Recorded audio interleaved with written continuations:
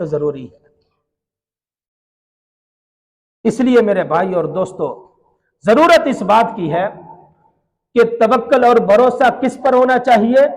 अल्लाह पर तवक्कल होना चाहिए।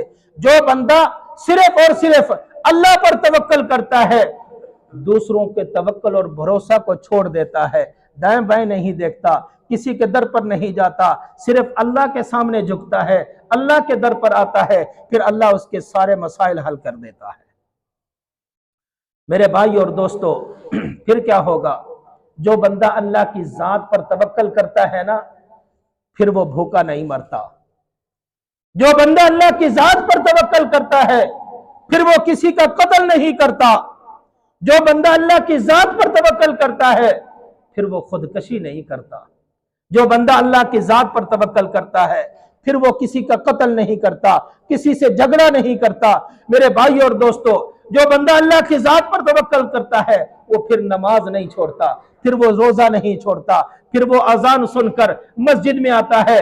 अल्लाहु अकबर, अल्लाहु अकबर जब होती है ना, फिर अल्लाह ये बताना चाहता है कि अल्लाह सबसे बड़ा है। तुम्हारी दुकानें छोटी हैं, तुम्हारे कारोबार छोटे हैं, तुम्हारी मसरूफियात छोटी हैं, अब क्या है? अल्लाह सबसे बड़ा है।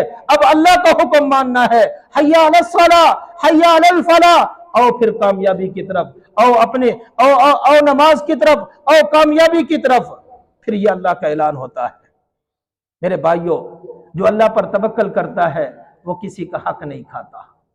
जो बंदा अल्लाह की जात पर तवक्कल करता है, वो फिर वालिदैन को धक्के भी नहीं देता। जो बंदा अल्लाह की जात पर तवक्कल करता है, फिर वो अपनी औलाद को भी कत्ल नहीं करता। जो बंदा अल्लाह पर तवक्कल करता है, वो फिर अपनी बहन और बेटियों का हक भी नहीं खाता। फिर वो अपने हमसायों को तंग नहीं करता, अपने रिश्तेदारों को तंग नहीं करता। जो बंदा अल्लाह की जात पर तवक्कल करता है ना, फिर वो क्या करता है? फिर वो रिश्वत भी नहीं लेता, फिर वो सूद भी नहीं खाता। जो बंदा अल्लाह की जात पर तवक्कल करता है, फिर वो हराम खाना भी छोड़ देता है, फिर वो हलाल रोजी की तलाश में रहता है। अल्लाह तबारक व तआला से दुआ है, अल्लाह